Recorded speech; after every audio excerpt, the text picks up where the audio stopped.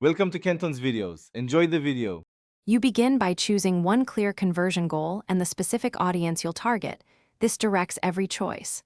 Once done, select a single landing page template and craft a concise offer. Make the CTA obvious. Prepare assets, headline, hero image, 3 benefit bullets, and tracking pixels. These let you measure early results. You should also set budget limits and a testing plan. This prevents endless tinkering and gets your funnel live fast, so you can learn from real users.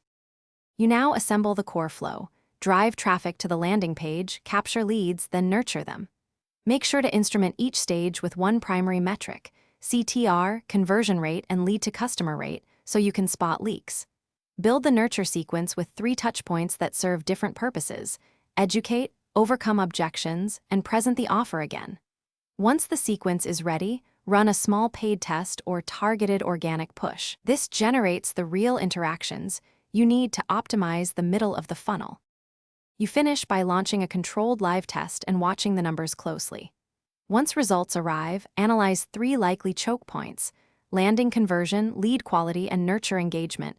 Prioritize fixes that promise the biggest lift.